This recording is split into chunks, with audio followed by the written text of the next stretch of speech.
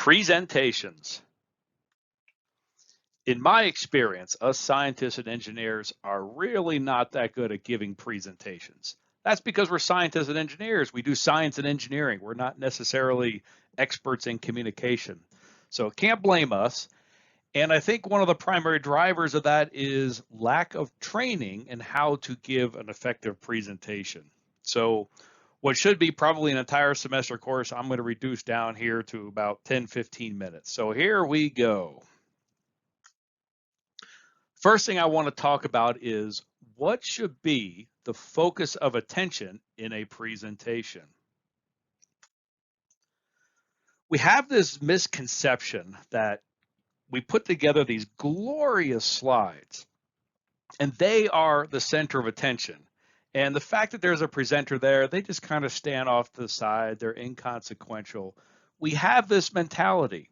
I've literally gone to research competitions where the folks present, they get their slides up and then they run off to the side of the room where nobody can see them.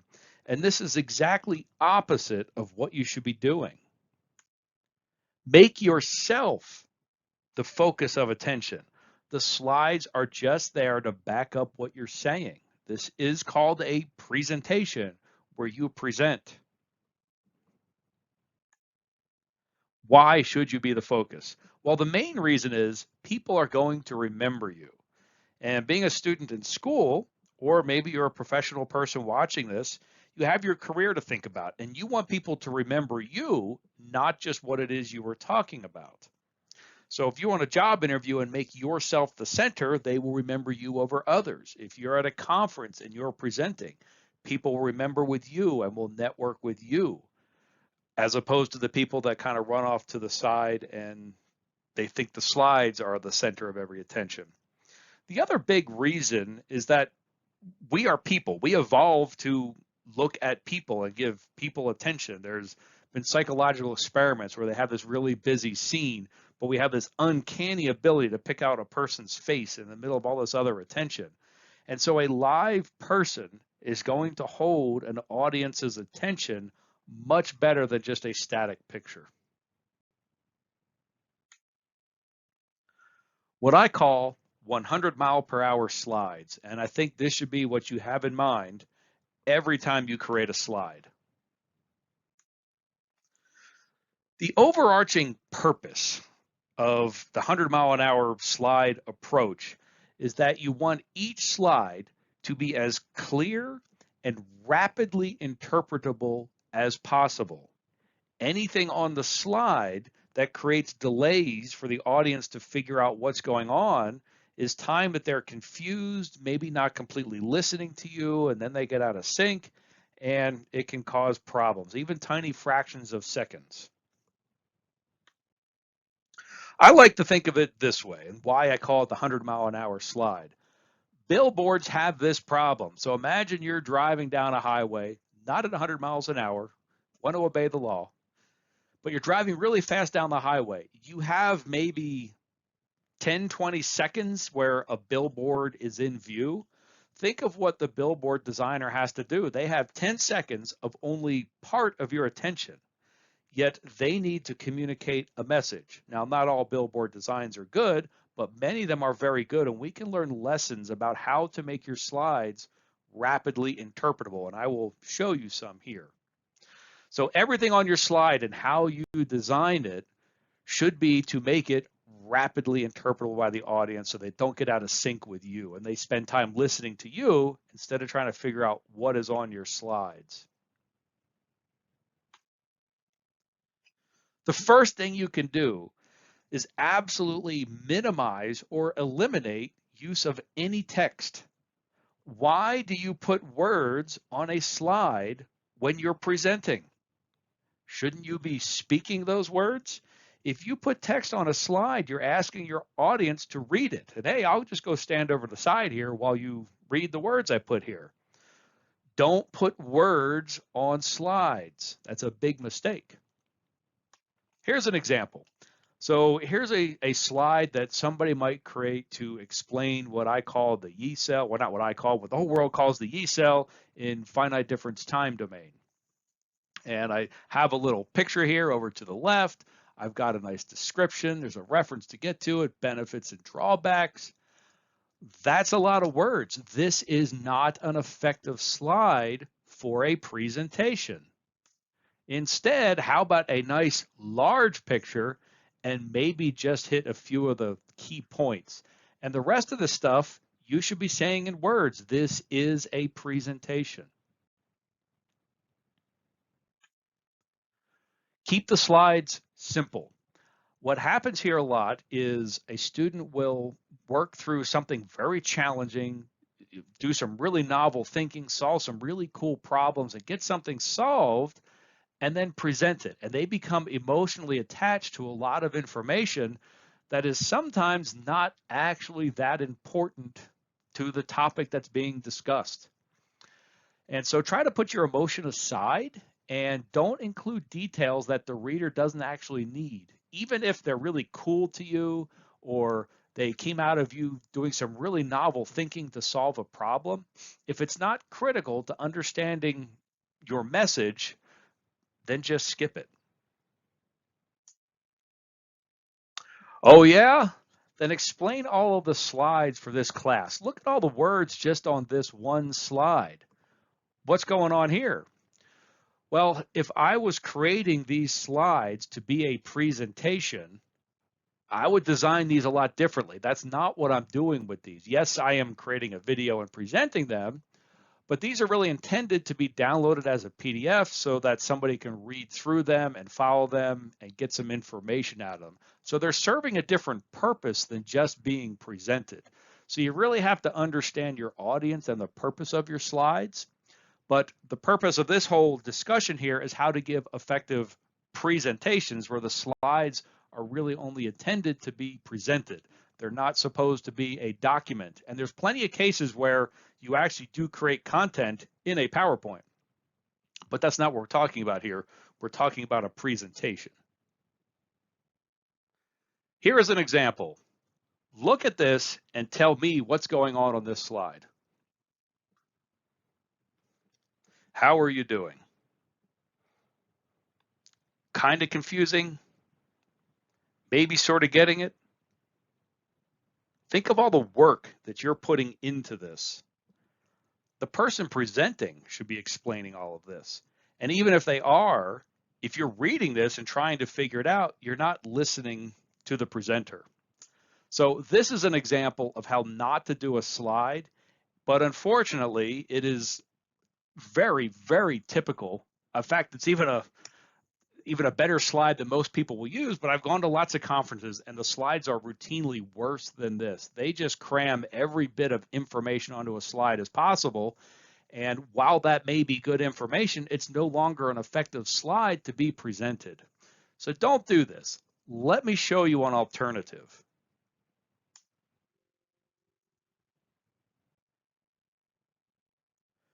Okay, now take your time and tell me what's going on here. Every bit of information on the previous slide is in this slide, just done a little bit differently. First, this is much more entertaining to watch. This is cool. I like this, right? If I'm in an audience, I'm going to remember this. And I don't have to read words. I may not immediately know what a Luneburg lens is or what it's doing. That's what I'll be saying as I'm presenting this, but I can already see, all right, there's some kind of wavy thing coming in and it seems to get focused or concentrated at the other side. And I see some equation that I may or may not know what it is.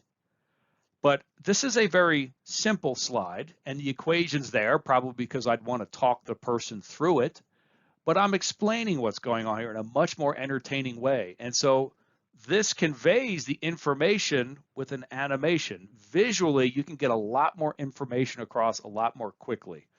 So think about how to communicate much more visually in a presentation than through words. And in fact, I would challenge you to make slides without any words. So this is a good example of a slide that I would use if I was going to give a presentation, and that's the only way those slides were going to be used. Now, if they were going to be printed out and intended to be self-study for students, it might look a little bit more like the previous slide. But if I'm just giving a presentation, this is definitely how I'm going to do it.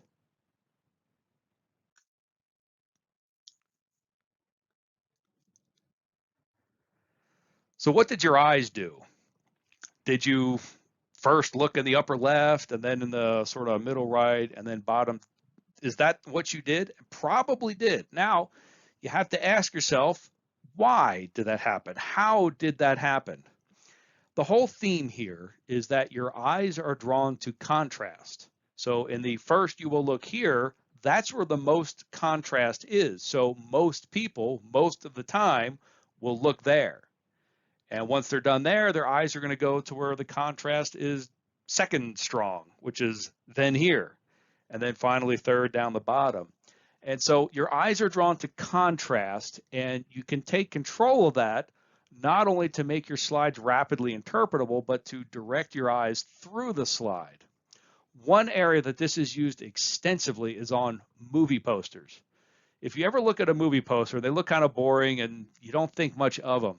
But if you stand there with an artist, somebody who does this for a living, it will absolutely blow your mind what they're talking about here and what the movie poster is doing with your eyes to kind of direct it from one location to the other and tell a story. There's so much more to those things than meets the eye. They're absolutely incredible. So this idea of contrast is something that we can use to flow the readers through the slide in the direction we want. But also, if we want your attention in one place, we don't want contrast in another. So here's a picture of an antenna. Maybe I'm giving a presentation on antennas, and I've designed these dishes. And I don't know if you noticed where your eyes were drawn to first in this picture. Most people, most of the time, will go to the corners because that's where the contrast is the most. Well, we're wasting time. There's no information in those corners. So even if that only lasts a fraction of a second, that's a fraction of a second that they're not interpreting your slide and maybe not listening to you. One way you can fix this is with a simple blur. This is kind of lazy, but we've suppressed that contrast, and now your eyes are going to those antennas. Now, maybe your eyes also go in this little corner here, which is a detail that I probably don't care about. It's not really where I want the person's attention. So the best thing to do is just get rid of everything. So now you're only looking at the antennas, and your eyes go immediately there. One thing that comes up with contrast that you may not think about is it affects the font selection. Almost always, you want to pick a font that is easy to read and not distracting. And there's all kinds of other font choices out there that are just very difficult to read and distract your attention. Serif fonts, for example, there's just a lot of contrast going on here. And you'll find it very rare that multimedia people and artists that really know what they're doing use serif fonts. Most artists I talk to say never use the serif font ever anywhere. Now, there may be some special cases. Maybe you're doing a presentation on making newspapers and just out of some artistic thing, you want to use a newspaper font or something like that. There may be reasons to use these things, but as just your ordinary straightforward text on a slide, you want to pick something that's very easy and quick to read. But I also think maybe you shouldn't even be using fonts on your slides.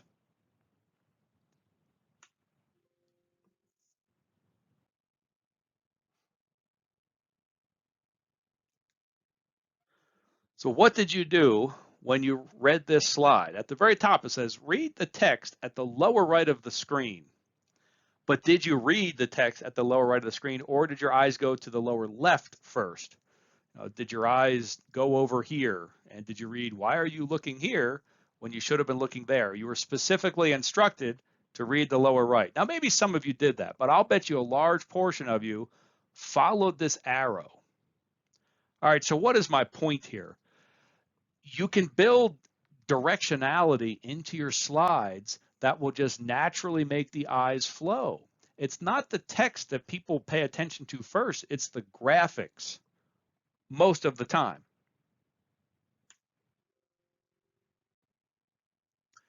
Here's a good example. Very often we present things where there is some kind of flow to the information. Do this first, do this second, do this third. So here we're going to start with create an outline, we're going to write a rough draft, we're going to proofread it. And that's fine when you're talking, but looking at this, a reader is going to struggle seeing that there's a step-by-step process. This maybe just looks like three different things, not necessarily that they have an order to them. So this is going to distract the audience's attention, take them that fraction of a second to figure out there is actually a flow and they go left to right. So don't design your slides this way when there is an actual flow.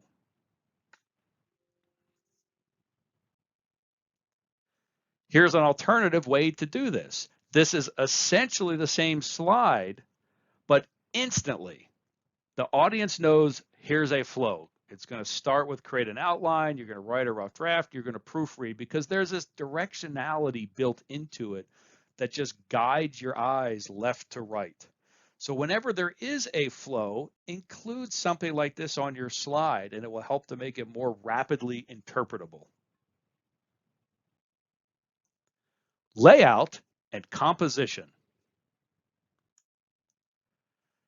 There is a whole lot more to layout and composition that I'm able to get into here, but I'm just going to hit on some highlights and some very simple things that will help you make slides.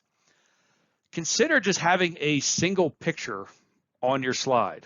Something just like this. I've got a title and I have a single picture. And as long as I'm talking on the side, I can point to things with my laser pointer and describe it.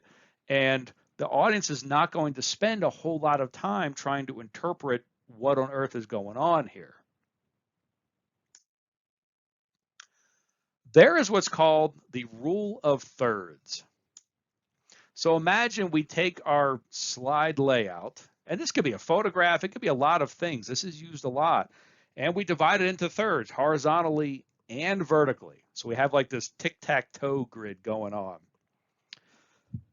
The intersections are called power points. These are the points where it's best to place critical things to draw attention. Now here's maybe a connection you didn't realize, but there's Microsoft PowerPoint. Why did they name it PowerPoint? Well, because it actually comes from a concept in composition. So if you really want to attract somebody's attention, place something at these power points.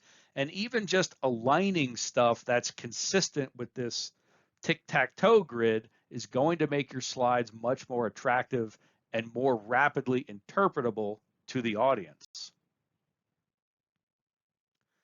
Here is a photograph that I think illustrates the rule of thirds pretty well. So we overlaid the tic-tac-toe grid. That wouldn't technically be part of this, and you wouldn't see rule of thirds there. But there's a lady sitting there in the city. And did you ever notice that all these high-level photographers never tend to center their subject in the middle? And do you ever wonder why that is? They're really following this rule of thirds to make a much more attractive picture. That lady's not off to the side just to give a view of the city. The center of the city is placed on this leftmost vertical line, and she's placed pretty close to this rightmost. It's just a more attractive layout to our eyes. And if we design our slides consistent with this, they become very pleasing to the eye and rapidly interpretable.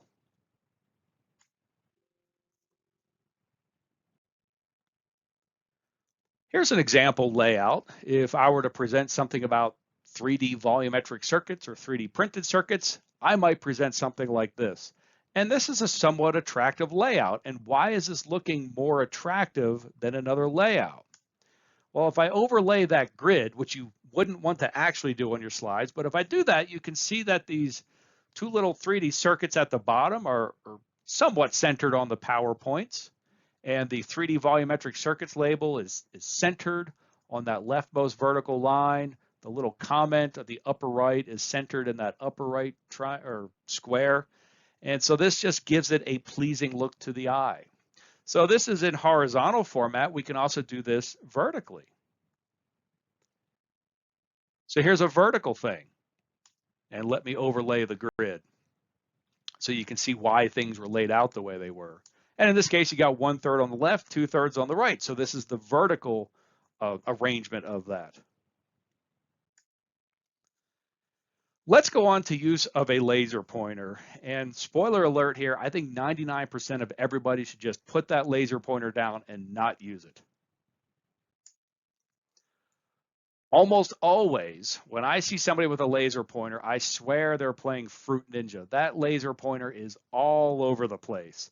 That laser pointer is intended to direct people's attention. And so somebody's eye is now following that laser pointer. They're getting sick, they're dizzy. So at some point, well, now they're just going to ignore the laser pointer, and it's a distraction. They're not getting dizzy anymore, but it's still a distraction. Don't do that. Just keep the dot still or put the laser pointer down so you're not playing Fruit Ninja.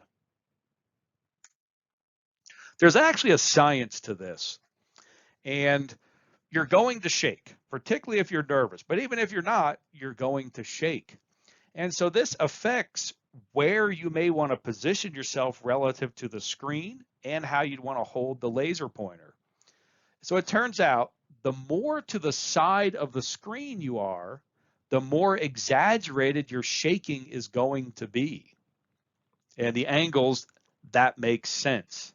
So just as a quick example, if you are standing 10 feet away from where you want to point the laser pointer, but unfortunately you're pretty close to the screen this way, so you have a very small angle, that's 15 degrees, and a steady hand can probably keep that laser pointer stabilized within 2 degrees.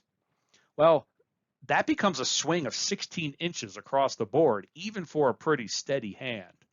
So the theme is you want to stand as straight in front of the screen as possible, but then of course you're standing in front of the audience, so you do the best you can. So that's rule number one. Don't stand to the side because your laser pointer is going to be shaky and that's going to be very distracting. You don't want to be in the way of the audience, but you want to be as in front of the screen as you can without being in way of the audience. The other thing is how you hold it. If you're really nervous, hold the laser pointer with 2 hands. Notice I've got it in both my hands, and keep your elbows tucked in. Now, this is actually something, if you've ever taken any martial arts, it's a type of stance where you can keep yourself stable. And so you can hold the laser pointer pretty darn steady, even when you're nervous this way. So combine this with standing as straight in front of the screen as you can, and that laser pointer is going to be relatively steady. So here's the best practices for using a laser pointer. First of all, the use of the laser pointer should be rare. If you have simple slides and well-designed slides, you really shouldn't need a laser pointer that much. Keep the use of the laser pointer when maybe there's multiple things on a slide, you can't avoid it from becoming busy, and you want to focus attention on certain aspects, sort of one at a time. But what you want to do is put the dot where they want their attention and keep it there. Keep it very still. Don't wiggle it. Don't shake it back and forth or start doing circles around where you want the attention. Just keep the dot still.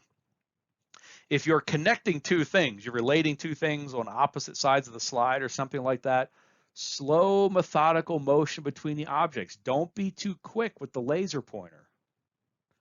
And then the last one, of course, if you're nervous especially, hold the laser pointer with 2 hands and stand as in front of the board as possible. If you follow these rules, you'll be able to use your laser pointer much more effectively. Otherwise, just leave the laser pointer at home. Don't use it. Rehearsing your presentation. You want to rehearse at least once. And I think it's really important to do a dress rehearsal. Now, this doesn't mean you got to wear the suit and tie and all that, but you want to stand up, you want to use your laser pointer, you want to speak aloud, you want it to be as realistic as possible. If you even have an overhead projector and can do that, do that. And by actually doing a dress rehearsal, stepping through your slides in presentation mode and all that, you're going to identify problems, like maybe there's an animation problem or a transition from slide to slide is off or something's off. You will catch that. If you don't ever go into presentation mode to present, you won't catch those things. Maybe you'll catch problems with your words. Just as I record these slides, every once in a while, I catch a mistake by doing this, and then I'll go back and correct it before I go ahead and make the movie. And also by practicing, you will realize where you're tripping over your words, and then you can think about those parts and think about how to say those words smoothly. And that's particularly important when you're giving a time-limited presentation. You don't want to struggle for words in a situation like that. Is there such a thing as over-rehearsing? An excuse I hear from a lot of people is that they don't want to practice because it's going to make them sound like a robot and they're not going to be sounding natural. I think this is just an excuse to be lazy and to avoid presenting. So don't do that. I do not really think it's possible to over-rehearse. The only thing that might do is make you speak more quickly, because then you get nervous, you switch into muscle memory mode. But if you can just slow yourself down, even a slow robotic voice saying the words well is going to be better than tripping over your words and you're not sure how to say it. Here are what I think are the best practices for rehearsing. I think it's okay to make notes of what you want to say before you practice. In some settings, it's not necessarily bad to have those notes with you when you're actually presenting, but in general, I don't see people doing that, and it looks kind of amateurish, kind of like you're winging it and you're not putting in the care or attention. So try to give your presentations without those notes, but definitely when you're rehearsing, have those notes, and it helps you put words to your ideas. You always want to make your rehearsal as similar to the real presentation as possible. You always want to practice in presentation mode, because that's when all your transitions and things are going to take effect, and you can see if they're working. You can coordinate your talking with those. You definitely want to stand. That's assuming you're standing while you're giving the presentation. I can't imagine a presentation where you're sitting, at least not a big presentation. You definitely want to speak aloud, even if you're on your own, you're all alone, and maybe you're okay with just doing the words in your head. Don't do that. Speak the words aloud. If you can present in front of an overhead projector, do that. Do that in presentation mode and practice your laser pointer. Practice holding it still or not using it at all. Definitely practice in front of people if you at all can. If you're part of a team, every time somebody gives a presentation, they should practice that presentation in front of that team and get feedback. Maybe they catch mistakes on the slides, maybe they catch mistakes on things you're saying, or have other good advice for you. Definitely time your presentation. You want to make sure you don't go over your time limit. If you do go over the time limit, then you have a choice. Either think of better ways to say things more succinctly, or maybe you have to cut some slides out. And if you're really emotionally attached to some slides, consider moving them to an appendix, something that you would only use if you get a question and need to refer to some of those other slides. Consider recording your presentation when you're practicing it. You might be doing some things that you don't know you're doing. Maybe you're always scratching your ear, or who knows. But you can catch those things if you have it recorded.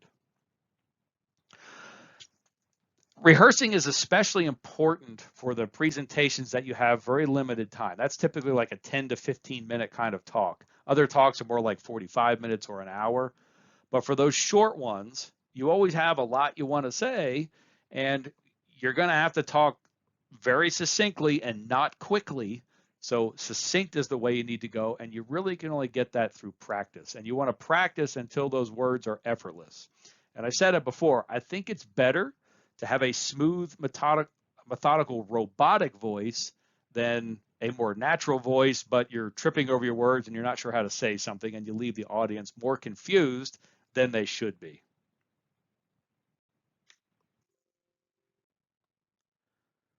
We'll end this just with some general advice for presentations, and I think some neat things that maybe you haven't thought about before that's going to make you give a better presentation than your competition. Let's get into this. One, you always want to give your presentation some sort of structure. When you're giving a presentation, the people don't have the benefit of a book or a table of contents or anything like that. So it's important in the beginning that you start at a high level and say, today, here's what I'm going to talk about. It's 3 things, and they are. And then you go in and you do it. You talk about the 3 things. And then when you're done, you summarize it. Hey, today I talked about 3 things, and they were. Another neat thing that's not done that frequently but works really well is having a prop.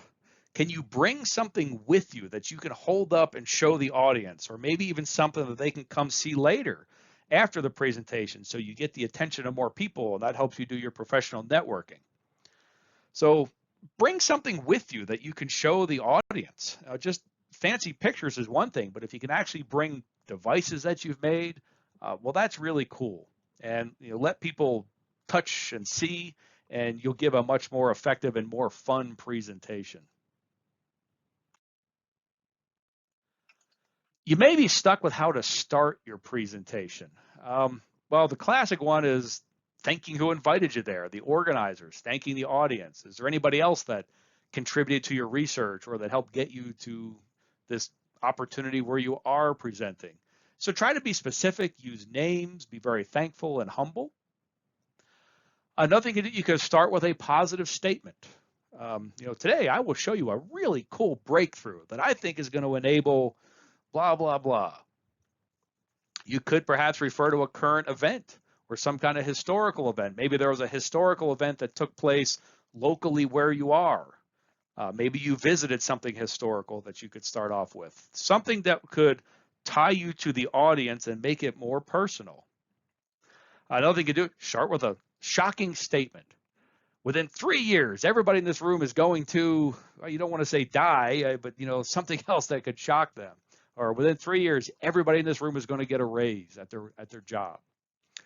You could make it kind of shocking but funny at the same time. For example, did you know that 50% of engineers graduated in the bottom half of their class? Well, think about that sentence for a bit. It kind of says it's what it says twice. Anyway, so that's kind of funny. You could start off with something like that.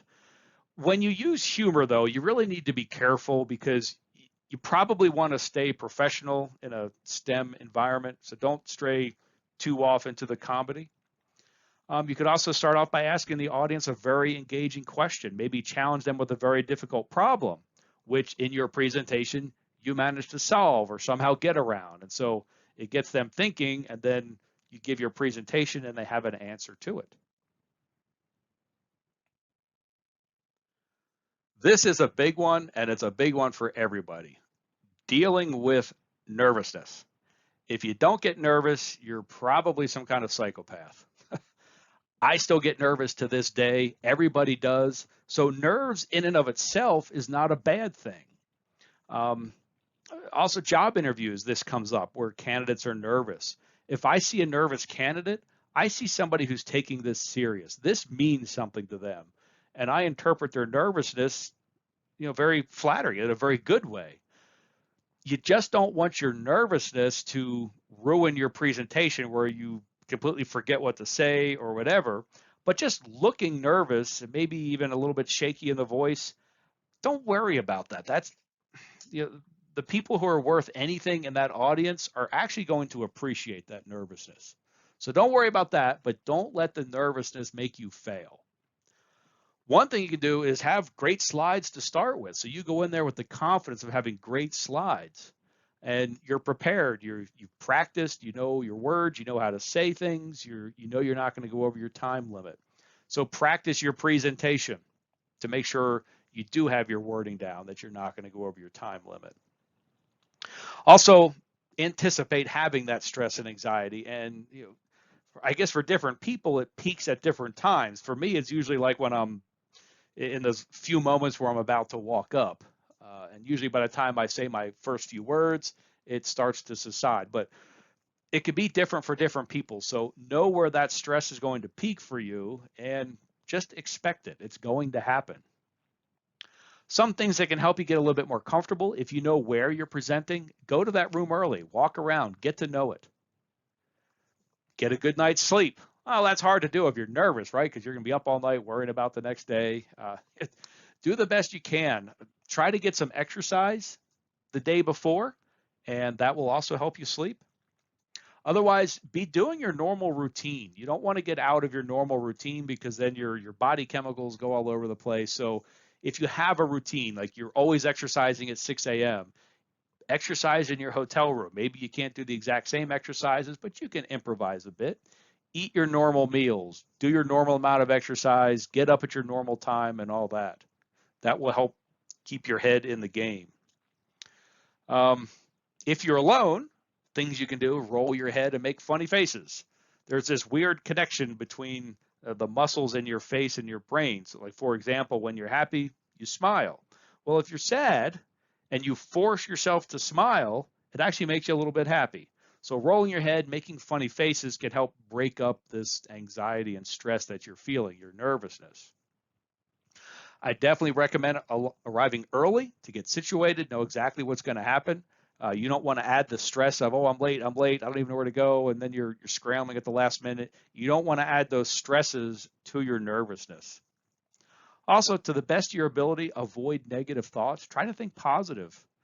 One way I do this is when I'm getting nervous for a presentation, I think of myself the next day.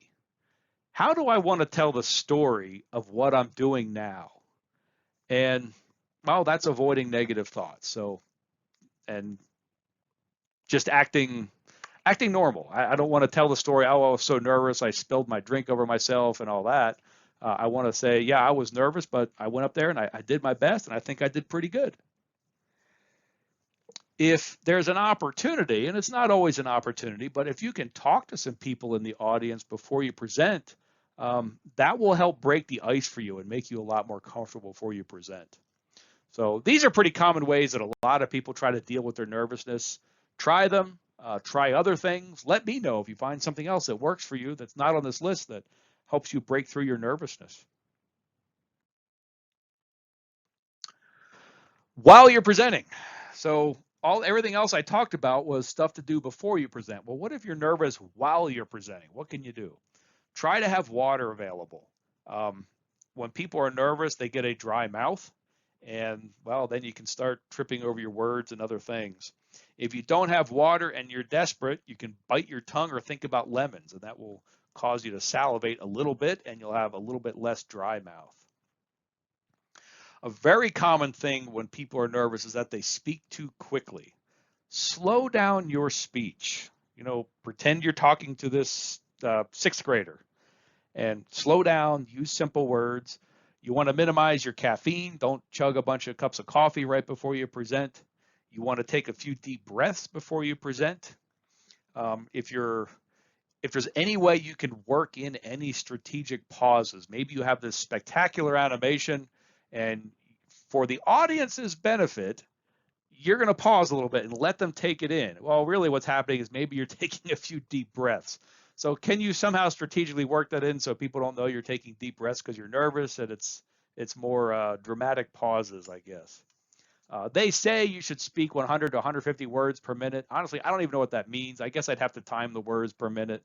I don't know what that means in terms of speech rate, but definitely speak slowly. There's also this time dilation thing that your brain goes through when it gets nervous, and even though you think you're speaking slowly, you're not. So practicing your presentation can help because you'll catch if you're speaking too quickly or not. Act as if your presentation is the best. Politicians do this. So they may go up and they're a horrible politician, but just by listening to them, you'd think they're the best, right? Learn some lessons from that, I guess. Adjust your attitude to be a giver. Don't look as if you're going to go up and give this presentation and then the whole world's going to come to you for a bunch of stuff.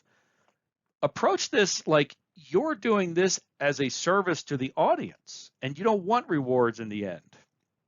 And if you're the one that's doing this, well, maybe that can help you break through the nervousness. And if it doesn't, I think it's still going to put you in a better frame of mind to give a better presentation. You want to maintain eye contact, and that can be scary too. So what you want to do then is just pick a handful of people in the audience, not all sitting next to each other, maybe one in the front left, one in the back right, distribute it around the audience and just focus attention on those handful of people. And so by doing that, and rather than just taking in the whole audience, just specific people, that can also help suppress your nervousness. This is huge. I would say this happens to me 40% of the time that I present. I might have a 45-minute presentation prepared, and darn it, I've got 15 minutes to give it in. That happens at conferences. Let's say there's a session. The session's 2 hours long. You're the last to present, and everybody's going late, and the session chair's just not doing their job. And they say you can take as long as you want, but you know what? In 10 minutes, everybody's going to leave for lunch. So always be prepared to radically shorten the length of your presentation. And if you weren't expecting this, if I hadn't have said this, something like this would absolutely send you into a panic that you'd have these slides that were meant to be presented in 45 minutes, and now you got 10. But be prepared for that. And what you'll notice is if you are prepared for it, you can handle it really well. This has happened to me numerous times, and I actually look forward to that because I think shorter presentations are more effective than longer presentations. And if people know what I say is only going to take 10 minutes, I may actually have a bigger audience than if I say I'm going to take 45 minutes. So I look forward to that, and it's something I'm very good at.